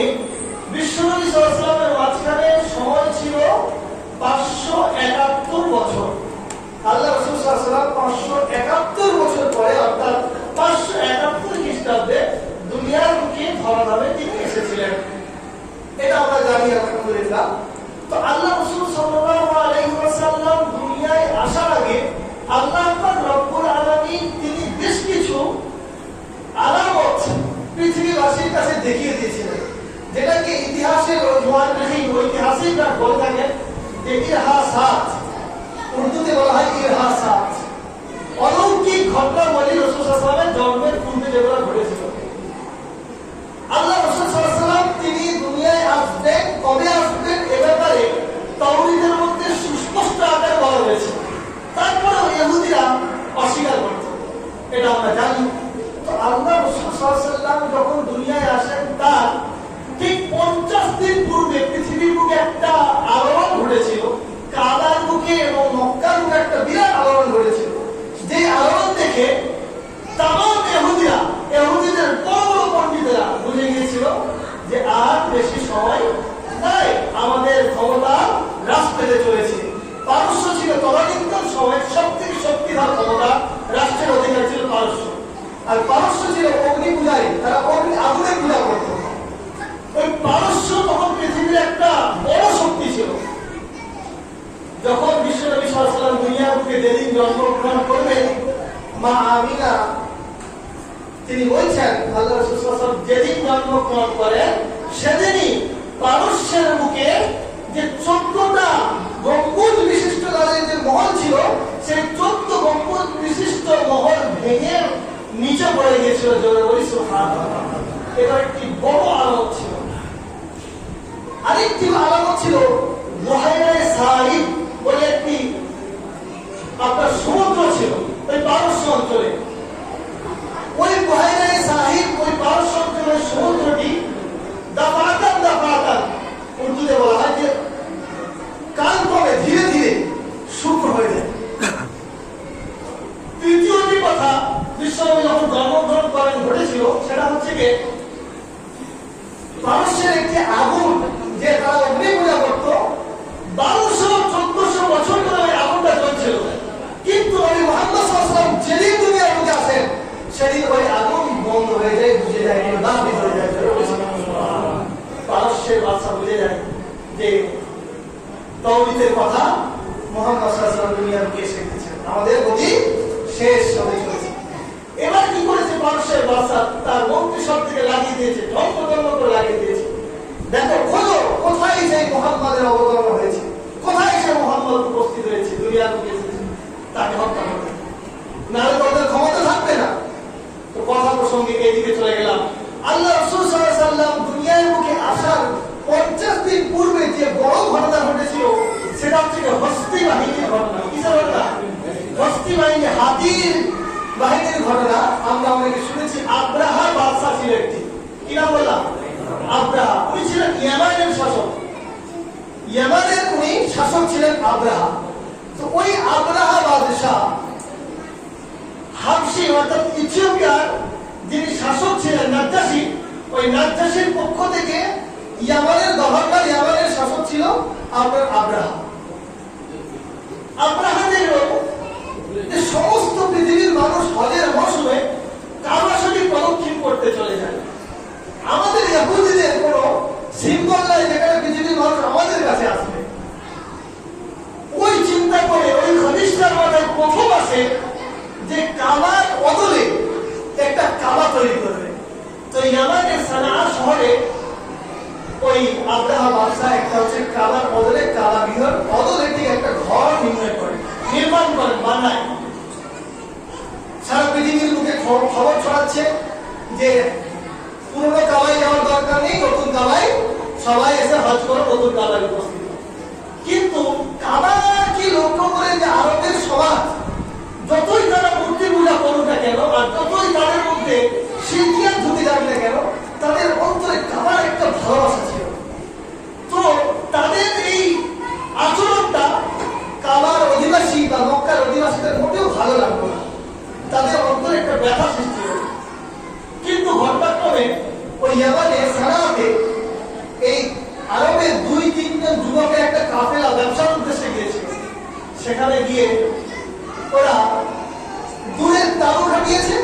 গিয়ে সেখানে আছি, খাওয়া দাওয়া সরঞ্জাম ব্যবস্থা করা করছে, আগুন জ্বালাতে হয়েছে।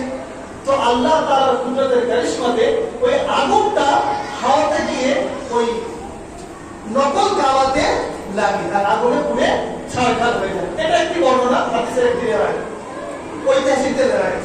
আরেকটি রেওয়ায়েত হচ্ছে যে ওই যে একটা দল গিয়েছিল, ওই দলের কিছু মানুষ ওই রাত্রিতে ওই ঘরে গিয়ে পায়খানা করতে চলে আসে। এখন আব্রাহা বাদশাহ দুটো বর্ণনা বললাম, একটা আগুনে পুড়ে যাওয়া, একটা পায়খানা করে যাওয়া। তো আব্রাহা বাদশাহ রাগান্বিত হয়ে গেল যে মক্কার মানুষের এত বড় সাহস, আমার মতো বাদশাহ তৈরি নির্মাণকৃত কাবাকে তারা ধ্বংস করে দিল, এটা তার আর সহ্য হলো না। আব্রাহা বাদশাহ প্রতিজ্ঞাবদ্ধ হলো যে না, এই কাবাকেও আমি ধ্বংস করে ছাড়ব, মক্কার কাবাকেও ধ্বংস করে ছাড়ব। বিরাট সৈন্যদল উপস্থিত করলো, দীর্ঘদিন প্রস্তুতি নিল, হাতির বাহিনী নিল, নিয়ে কাবার দিকে রওনা দিয়েছে। এদিকে তখনকার সময়ে এই মক্কার মুখে যিনি হচ্ছে কি মক্কার লিডার ছিল, কাবার লিডার ছিল, তিনি হচ্ছেন আব্দুল মুত্তালিব, আল্লাহ রাসূল সাল্লাল্লাহু আলাইহি ওয়াসাল্লামের দাদাজান। আল্লাহ রাসূল সাল্লাল্লাহু আলাইহি ওয়াসাল্লাম কি বললেন? দাদাজান। আব্দুল মুত্তালিবের কাছে খবর হয়ে গেল যে কাবাকে ধ্বংস করার জন্য ওই আব্রাহা বাদশা আসছে। আব্দুল মুত্তালিব আরবের অধিবাসীদেরকে ডাকলেন, ডাকার পরে বলছেন, দেখো আমাদের কাছে তো এত অস্ত্র নাই যে আমরা আব্রাহার সঙ্গে লড়তে পারবো না। এক কাজ করো, তোমরা সবাই নিজেদের প্রয়োজনীয় সামগ্রী নিয়ে বিভিন্ন পাহাড়ে চলে যাও, কাবাকে বা কাবার এলাকাকে খালি করে দাও। ও ধ্বংস করতে আসছে, ও ধ্বংস করে যাবে, খালি করে দাও। আব্দুল মুত্তালিব কিন্তু বিচক্ষণ ব্যক্তি ছিল, কারণ আল্লাহ রাসূল সাল্লাল্লাহু আলাইহি ওয়াসাল্লামের দাদা, হাদিস পাকের মধ্যে এসেছে আল্লাহ রাসূল সাল্লাল্লাহু আলাইহি ওয়াসাল্লামের যত পূর্বপুরুষ রয়েছে সবাই ছিল বুদ্ধিদীপ্ত, সবাই ছিল সুচতুর, সবাই ছিল উন্নত আখলাকের চরিত্রের অধিকারী, সবাই ছিল শিরক মুক্ত জীবন যাপনের অধিকারী। কারণ আল্লাহ রাসূলের নাসাল তো আনতে হবে, এমন বংশ থেকে আল্লাহ রাসূলের নাসাল এনেছেন যে নাসালের ব্যাপারে মুহাদ্দিসিনদের রায় যে ওই নাসালের মধ্যে একজন শিরকিয়াতের সঙ্গে যুক্ত নাসাল ছিল না। তো আব্দুল মুত্তালিব আগে থেকেই বুঝতে পেরে গিয়েছেন। আব্দুল মুত্তালিব তিনি বলে দিলেন, তোমরা যে জায়গার মতো চলে যাও, পাহাড়ের বিভিন্ন অঞ্চলে চলে যাও। আব্রাহা বাদশা এসে ঠিক কাবা থেকে কিছু পূর্বে একটা জায়গা ময়দান আছে, সেই ময়দানে তারা অবস্থান করছে। এবার অবস্থান করাকালীন আব্রাহা বাদশা সৈন্য সামন্তদেরকে হুকুম দিল যে যাও, যত কাবার মানুষের উট আছে, দুম্বা আছে, সব তোমরা নিয়ে চলে এসো, সব জব্দ করে নাও। আমার কাবাকে ধ্বংস করেছে, রাগে পুড়িয়ে জ্বলছে। তো সেই কথা অনুযায়ী সৈন্য সামন্ত চলে গেল। তো ওই এক এক করে সবার উট দুম্বা যা যা ছিল হরণ করে নিয়ে চলে আসছে। এখন ওই উটের মধ্যে আব্দুল মুত্তালিবের উট ছিল কিছু। সবাই যে যার মতো চলে গিয়েছে কাবার ছেড়ে বিভিন্ন পাহাড়ে, এদিক থেকে সব মাল সামগ্রী অর্থাৎ এই উট দুম্বা নিয়ে চলে আসছে। আব্দুল মুত্তালিবের কি ব্যাপার, কিভাবে রক্ষা করা যেতে পারে? তো আব্দুল মুত্তালিব তিনি ওই আব্রাহা বাদশার কাছে কিছু মানুষকে নিয়ে এলেন, এসে বলছে যে কথাটা বলেছে এই কথাটা উম্মতে মুহাম্মাদের হৃদয়ে গেঁথে রাখা দরকার, এই কথাটার উপরে উম্মতে মুহাম্মাদের ঈমানকে আনা দরকার। আব্দুল মুত্তালিব যে কথাটা বলেছে অত্যন্ত গুরুত্বপূর্ণ। এরকম ঈমান যদি কারো থাকে, আল্লাহ পাক রব্বুল আলামিনের পক্ষ থেকে তার কাছে গায়বী মাদদ, ফেরেশতাদের সাহায্য আসবেই আসবে ইনশাআল্লাহ। জোরে বলুন ইনশাআল্লাহ। আমি ইনশাআল্লাহ বলবো, তাহলে আমারই গায়বী মাদদ আসবে, আপনাদের আসার দরকার নেই নাকি? সকলকে আল্লাহ তাআলা সহযোগিতা করুন। তো এবার কথা হচ্ছে কি, আব্দুল মুত্তালিব এসেছে। আব্রাহা বাদশা যখন দেখছে যে আব্দুল মুত্তালিব এসেছে, কাবার একজন শাসক, তো সিংহাসন ছেড়ে আব্দুল মুত্তালিবের সামনে নিচেই বসলেন। আব্দুল মুত্তালিব তখন বলছে যে আব্রাহা, এক কাজ করো, তুমি কাবাকে ধ্বংস করতে এসছো, কাবাকে ধ্বংস করতে যাও। এক কাজ করো, আমাদের যে উটগুলো নিয়ে এসেছো, দুম্বাগুলো নিয়ে এসেছো, এই উটগুলো এই দুম্বাগুলো ফিরিয়ে দাও।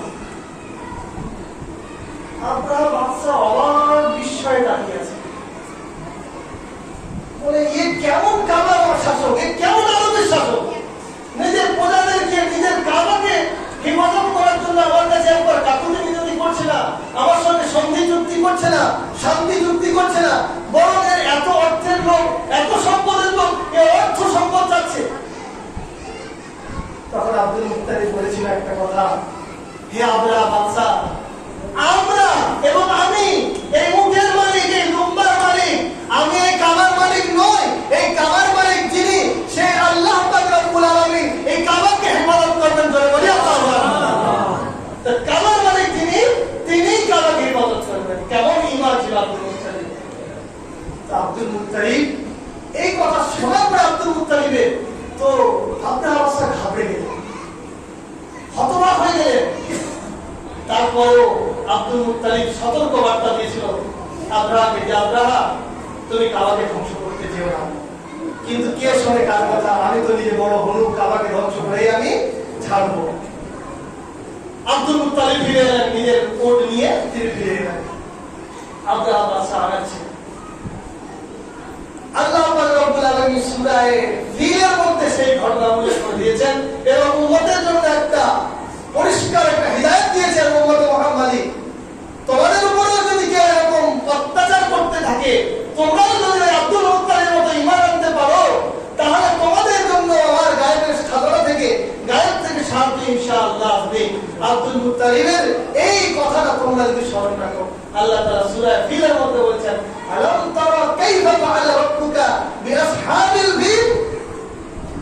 তুমি কি দেখো না যে আসহাবুল ফিলকে, অর্থাৎ হস্তি বাহিনীকে, আব্রাহার বাদশার বাহিনীকে আমি আল্লাহ কেমন ভাবে ধ্বংস করেছিলাম। আলাম তারা কাইফা ফাআলা রাব্বুকা বিআসহাবিল ফিল আলাম ইয়াজআল কাইদাহুম ফি তাদলিল। আমি তাদের চক্রান্তকে ব্যর্থ করে দিয়েছিলাম। وارسل عليهم طيرا ابابيل। আর আমি প্রেরণ করেছিলাম ঝাঁকে ঝাঁকে, ঝাঁকে ঝাঁকে দলবদ্ধভাবে আমি পাখিকে পাঠিয়ে দিয়েছিলাম। আর ওই পাখিরা কি করেছিল? তারমিহিম বিহিজারাতিন মিন সিজ। আলাম তারা কাইফা ফাআলা রাব্বুকা বিআসহাবিল ফিল আলাম ইয়াজআল কাইদাহুম ফি তাদলিল وارسل عليهم طيرا ابابيل ترميهم بحجارة من سجيل। তো ঝাঁকে ঝাঁকে পাখি পাঠিয়ে আমি আল্লাহ পাক রব্বুল আলামিন ছোট্ট ছোট্ট, সিজ্জিলের শব্দের অর্থ থেকে ছোট ছোট পাথরের কোনা আল্লাহ পাক রব্বুল আলামিন পাখির ঠোঁট থেকে, মুখ থেকে ফেলে দিলেন। আর এক এক করে আমরা বাচ্চার সমস্ত সৈন্য ধ্বংস হয়ে গেল। সুবহানাল্লাহ। আর আমরা জানি সায়েন্টিফিক্যালি যে অনেক দূর থেকে যদি ছোট জিনিসও পড়ে, তার গতি যত বেশি হয় তত বেশি অন্তরে বা শরীরে আঘাত হানলে সে ক্ষতিগ্রস্তও তত করে। তো ওই উপর থেকে আল্লাহ পাক রব্বুল আলামিন ছোট্ট ছোট্ট পাখিদের দ্বারা পৃথিবীর এত বড় জালিম শাসককে আমরা আবার সাথে ধ্বংস করে দিলেন। এই ঘটনাটি ছিল আল্লাহ রাসূল সাল্লাল্লাহু আলাইহি ওয়াসাল্লামের আগমনের প্রারম্ভের সবথেকে বড় ঘটনা, যে নবী মুহাম্মদ সাল্লাল্লাহু আলাইহি ওয়াসাল্লাম দুনিয়ার বুকে আসতে চলেছেন। তো এর ঠিক 50 দিন পরে, অর্থাৎ এই আসহাবে ফিলের ঘটনা যেদিন হয়েছে তার ঠিক 50 দিন পরে আল্লাহ রাসূল সাল্লাল্লাহু আলাইহি ওয়াসাল্লাম দুনিয়ার বুকে আগমন করেছিলেন। সুবহানাল্লাহ। আল্লাহ রাসূল সাল্লাল্লাহু আলাইহি ওয়াসাল্লাম পৃথিবীর বুকে আগমন করলেন। আগমনকালে বানামিনা তিনি ঘোষণা দিচ্ছেন আল্লাহ রাসূল সাল্লাল্লাহু আলাইহি ওয়াসাল্লামের ব্যাপারে। আল্লাহ রাসূল সাল্লাল্লাহু আলাইহি ওয়াসাল্লামের ব্যাপারে বিশ্বনবীর মা বলছেন, এই নবী মুহাম্মদ সাল্লাল্লাহু আলাইহি ওয়াসাল্লামকে যখন আমি গর্ভে ধারণ করি, পৃথিবীর অন্যান্য মহিলাদের মতো আমার গর্ভের মধ্যে নবী মুহাম্মদ থাকাকালীন কোনো বেদনা হয় নাই, কোনো কষ্ট হয় নাই, কোনো দিনের জন্য আমি বুঝতে পারি নাই আমার পেটের মধ্যে একজন গর্ভস্থ শিশু রয়েছে। এই কষ্ট, এই দুঃখ আল্লাহ পাক রব্বুল আলামিন মা আমিনার পেট থেকে, মা আমিনার থেকে দূরে সরিয়ে দিয়েছিলেন।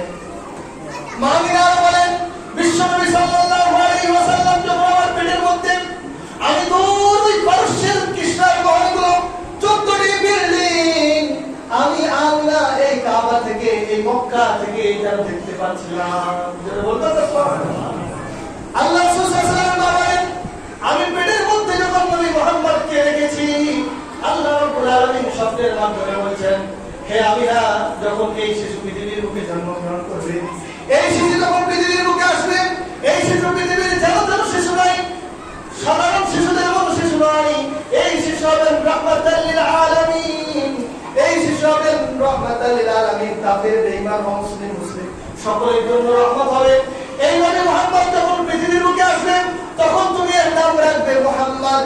আর এভাবে দোয়া করবে, হে আল্লাহ পাক রব্বুল আলামিন, মাওলানা কারীম আল্লাহ, আপনার অধীনে আমি আমার সন্তানকে দিয়ে দিলাম।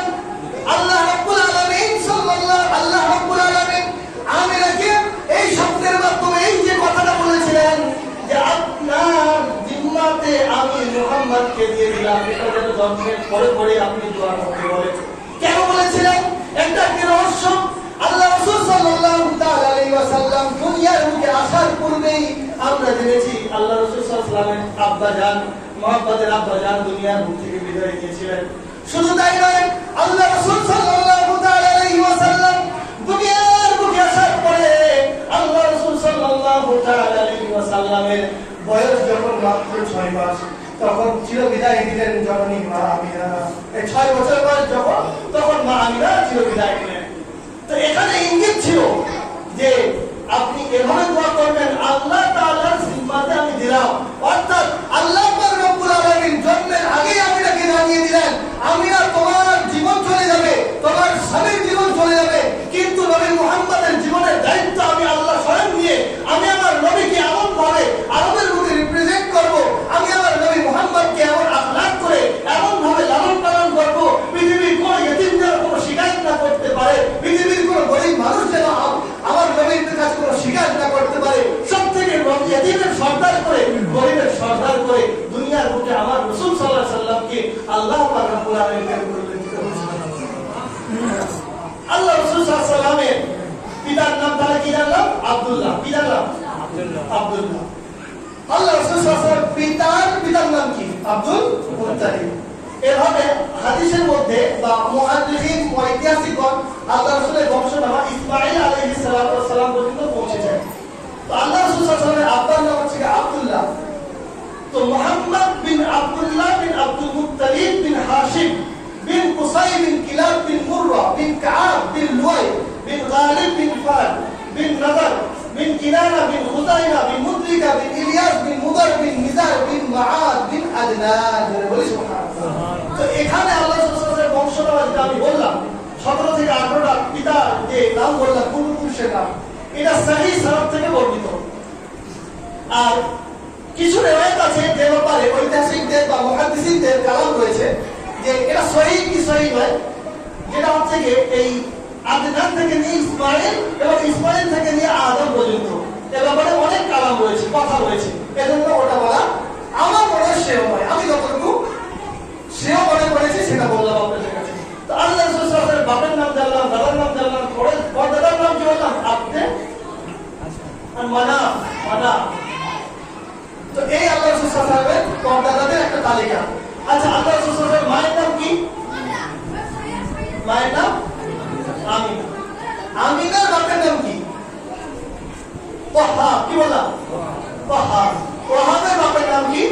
আব্দে মানাফ। আব্দে মানাফের বাপের নাম জাহরা। জাহরার বাপের নাম কিলাব। এই কিলাবে গিয়ে আল্লাহ রাসূল সাল্লাল্লাহু আলাইহি ওয়াসাল্লামের বাপের বংশ মায়ের বংশ একসঙ্গে মিলে গিয়েছে কিলাবের কাছে। একদিক থেকে ওই দিক থেকে যখন টেনে আসতো মুহাম্মদ বিন আব্দুল্লাহ বিন আব্দুল মুত্তালিব বিন আব্দুল মানাফ বিন কুসাই বিন কিলাব, এই কিলাব, আর এদিকে আমিনা বিন ওয়াহাব বিন আব্দুল মানাফ বিন জাহরা বিন কিলাব। এখানে আব্দুল মানাফ আছে কিন্তু এই আব্দুল মানাফটা অন্য আব্দুল মানাফ। তো কিলাবের কাছে এসে আল্লাহ রাসূল সাল্লাল্লাহু আলাইহি ওয়াসাল্লামের বংশধর মিলে যায়। তো আল্লাহ রাসূল সাল্লাল্লাহু আলাইহি ওয়াসাল্লামের বংশ সম্পর্কে আমরা জানলাম। খুবই অসুবিধা হচ্ছে, বাচ্চারা তো চিল্লাচ্ছে তো।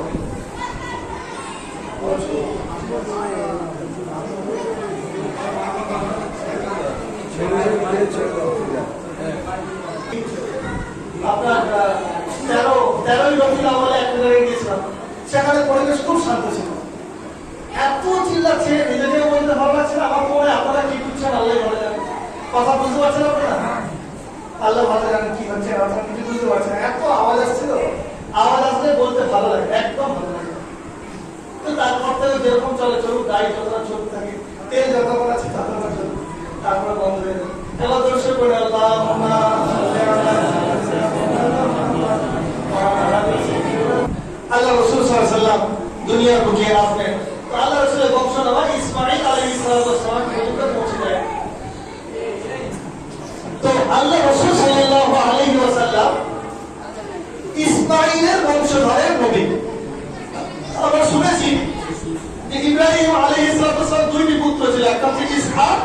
একটা ইসমাইল। ইসহাকের বংশে অনেক নবী এসেছে, কিন্তু ইসমাইলের বংশে একটাই নবী এসেছেন, আর যে নবী এসেছেন সে নবী সকল নবীর সর্দার ছিলেন। তো বিশ্ব নবী জনাব মুহাম্মদ রাসূলুল্লাহ সাল্লাল্লাহু আলাইহি ওয়াসাল্লাম ইসমাইল আলাইহিস সালামের বংশধর। একটা ছোট্ট কুইজ বলে রাখো যে ইবনুদ দাবিহাইন কোন নবীকে বলা হয়? ইবনুদ দাবিহাইন অর্থাৎ দুইজন জাবাহাকৃত পুরুষের সন্তান কোন নবীকে বলা হয়? আমার নবী বিশ্ব নবী সাল্লাল্লাহু আলাইহি ওয়াসাল্লাম জনাব মুহাম্মদ রাসূলুল্লাহ সাল্লাল্লাহু আলাইহি ওয়াসাল্লামকে বলা হয়। একটা হচ্ছে কি ইসমাইল আলাইহিস সালামকে ওই জাবা করতে নিয়ে গিয়েছিল ইব্রাহিম আলাইহিস সালাম, ওই দিকে লক্ষ্য করে ইসমাইল জাবিহুল্লাহ বলা হয়। আরেকটা হচ্ছে কি আল্লাহ রাসূল সাল্লাল্লাহু আলাইহি ওয়াসাল্লামের আব্বা জান আব্দুল্লাহকেও জাবা করার জন্য আব্দুল মুত্তালিব মানবত মেনেছিল। এর একটা ছোট্ট ঘটনা আছে। কি ঘটনা? আব্দুল মুত্তালিব যখন তিনি কাবার হাতিমের মধ্যে শুয়ে আছেন, তখন আব্দুল মুত্তালিবের একটা মাত্র সন্তান হয়েছে। সন্তানের নাম বড় ছেলে হারিস। আব্দুল মুত্তালিবের মোট 10টা সন্তান হয়েছিল, পুরুষ সন্তান, আর মহিলা সন্তান ছিল 6 জন, মোট 16টা সন্তান ছিল আব্দুল মুত্তালিবের। তো এই আব্দুল মুত্তালিব যখন কাবার হাতিমে, কাবা শরীফের সামনে যারা হাদিস সাহেব তারা জানবেন হাতিম আছে, হাতিমে কাবা গোলাকার অংশ আছে। তো হাতিমে কাবাতে আল্লাহ রাসূল সাল্লাল্লাহু আলাইহি ওয়াসাল্লামের দাদা যান তিনি শুয়ে আছেন। তো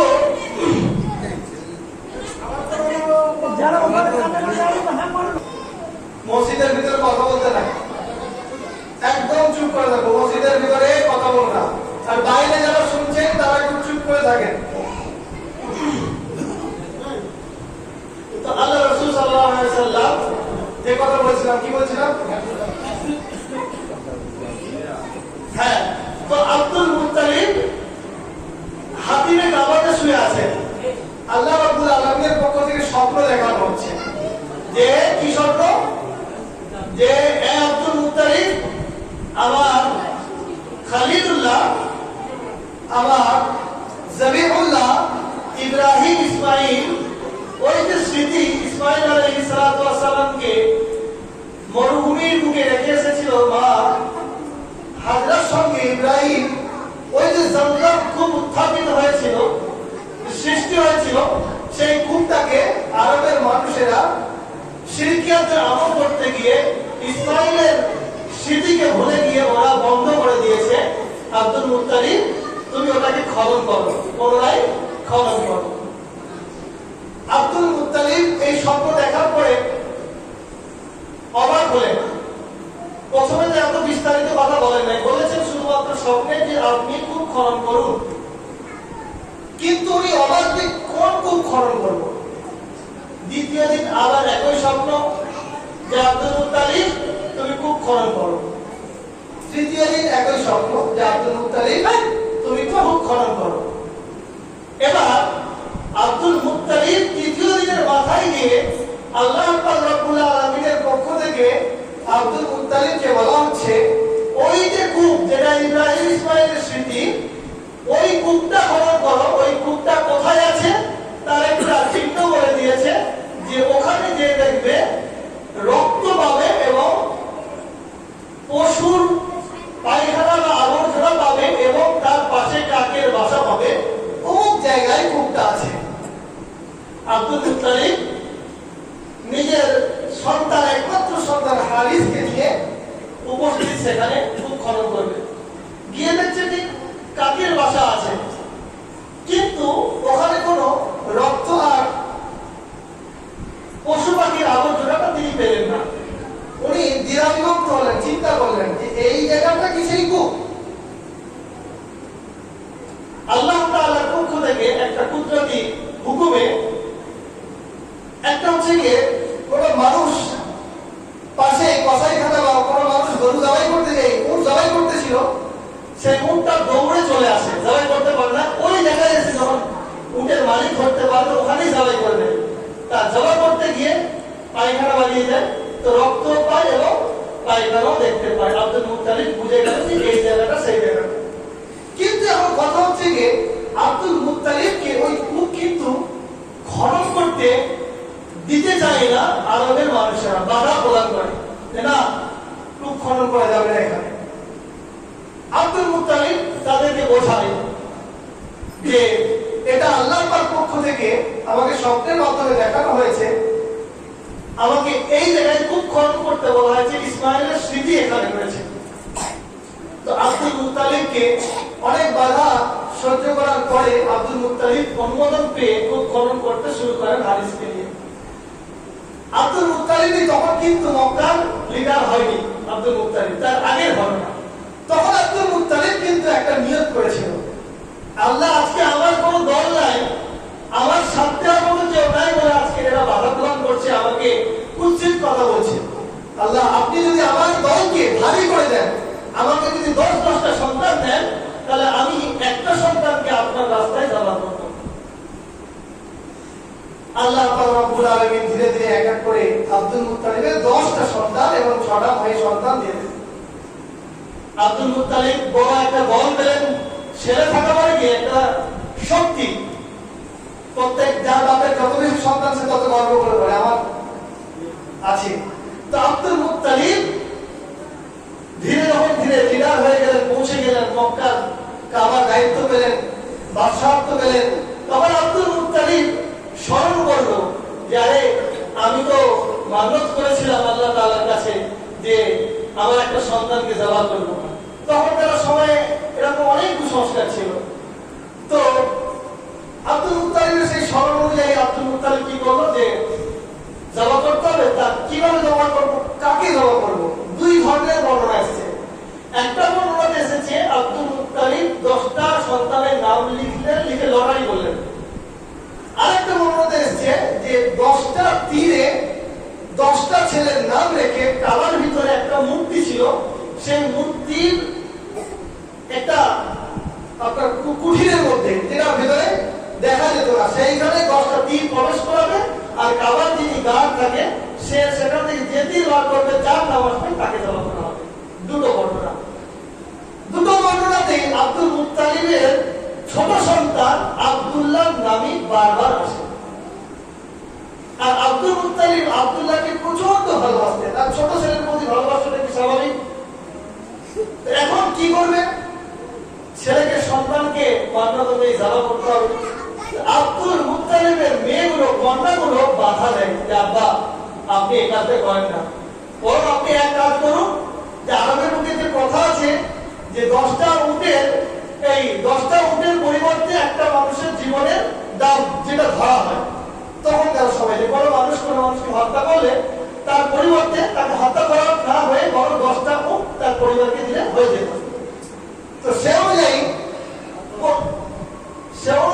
কথা হলো কি যে আপনি এক কাজ করুন, 10টা উট আপনি একদিকে লিখুন আর আব্দুল্লাহ নাম একদিকে লিখুন, তার নামটা উঠে দিন। এভাবে করে আপনি উটের নাম বাড়াতে থাকুন। তো প্রথমে কি করলো যে 10টা উটের নাম একদিকে, আব্দুল্লাহ নাম একদিকে, আব্দুল্লাহ নাম উঠে লড়াই, আবার 10টা উট বাড়ালেন 20টা, আবার দেখছি যে আব্দুল্লাহ। এভাবে করতে করতে 5 বারের মাথায় গিয়ে 100 থেকে আব্দুল মুত্তালিবের ছেলে আব্দুল্লাহর নাম না উঠে 100টা উটের নাম উঠে।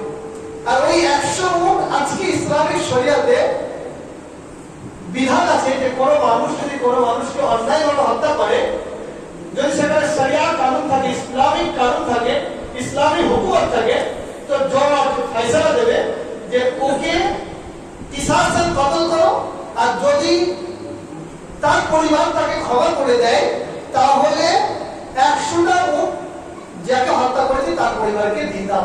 ওই আব্দুল মুত্তালিব আব্দুল্লাহর স্মৃতি জানাকে আল্লাহ পাক রব্বুল আলামিন উম্মতে মুহাম্মাদের মাঝখানে অবশিষ্ট রেখেছেন। সুবহানাল্লাহ। তো যখন 100টা উটের নাম এলো তখন আব্দুল মুত্তালিব 100টা উটকে জমা করলেন আব্দুল্লাহ নামের পরিবর্তে। তো এই দিকে দুই দিকে লক্ষ্য করে ইসমাইল এবং আব্দুল্লাহ, তো আল্লাহ রাসূল সাল্লাল্লাহু আলাইহি ওয়াসাল্লামকে ইবনুল যাবিহাইন এই দিকে লক্ষ্য করে বলা হয়ে থাকে। আল্লাহ রাসূল সাল্লাল্লাহু আলাইহি ওয়াসাল্লাম দুনিয়ার মুখে এলেন। দুনিয়ার মুখে আসার পরে আল্লাহ রাসূল সাল্লাল্লাহু আলাইহি ওয়াসাল্লামের প্রথমে তো আল্লাহ রাসূলের মা ইন্তেকাল করলেন 6 বছর বয়সে। মদিনায় যাওয়ার পথে অর্থাৎ আব্বার কবর জিয়ারত করতে যাওয়ার পথে আল্লাহ রাসূল সাল্লাল্লাহু আলাইহি ওয়াসাল্লাম মা আর ফিরলেন না, সেইখানেই কবরস্থলে সেখানেই মারা গেলেন। এরপরে আল্লাহ পাক রব্বুল আলামিন কেমন ভাবে আমার রসুলকে লালন পালন করছেন একটু ভালো করে লক্ষ্য করা দরকার। আব্দুল মুত্তালিব দায়িত্ব নিলেন। আব্দুল মুত্তালিব দায়িত্ব নিয়ে যে লালন পালন করতে লাগলেন নিজের এই নাতিকে। কিন্তু আল্লাহ পাক রব্বুল আলামিন আল্লাহ রাসূল সাল্লাল্লাহু আলাইহি ওয়াসাল্লামের যখন 8 বছর বয়স হলো তখন আল্লাহ রাসূল সাল্লাল্লাহু আলাইহি ওয়াসাল্লাম আব্দুল মুত্তালিবকে উঠিয়ে দিলেন। আল্লাহ রাসূল সাল্লাল্লাহু আলাইহি ওয়াসাল্লাম বাপ গেল, মা গেল, দাদা গেল, যেটা সবথেকে কাছে, বাপের পরে কি আপন হয়? দাদা। এখন আল্লাহ রাসূল সাল্লাল্লাহু আলাইহি ওয়াসাল্লামের লালন পালনের দায়িত্ব নিলেন আবু তালেব। আল্লাহ রাসূল সাল্লাল্লাহু আলাইহি ওয়াসাল্লামের একটি চাচা, তিনি আল্লাহ রাসূলকে খুবই ভালোবাসতেন। আল্লাহ রাসূল সাল্লাল্লাহু আলাইহি ওয়াসাল্লামকে দায়িত্ব নিলেন লালন পালনের। আল্লাহ রাসূল সাল্লাল্লাহু আলাইহি ওয়াসাল্লাম দায়িত্ব নিয়ে আবু তালেব সর্বপ্রথমে আল্লাহ রাসূলের বয়স যখন 12 বছর, তখন আল্লাহ রাসূলকে সাথে নিয়ে আবু তালেব এতটাই মহব্বত করতেন, কারণ নিজের বাপের থেকে শুনেছিল যে এ সন্তান যেন তেন সন্তান নয়, আমিনার কাছ থেকে শুনেছিল। তো যার কারণে আবু তালেব নিজের হাত ছাড়া করতেন না, সর্বদা নিজের কাছে। ব্যবসার সূত্রে আবু তালেবকে দূর দেশে যেতে হবে, শাম দেশে, যেটা বর্তমানে সিরিয়া। তো ওই শাম দেশে যাওয়ার পথে আল্লাহ রাসূলকেও তিনি সঙ্গে নিয়ে চললেন। কিন্তু ঘটনাক্রমে প্রতিমধ্যে রাস্তায় এক জায়গাতে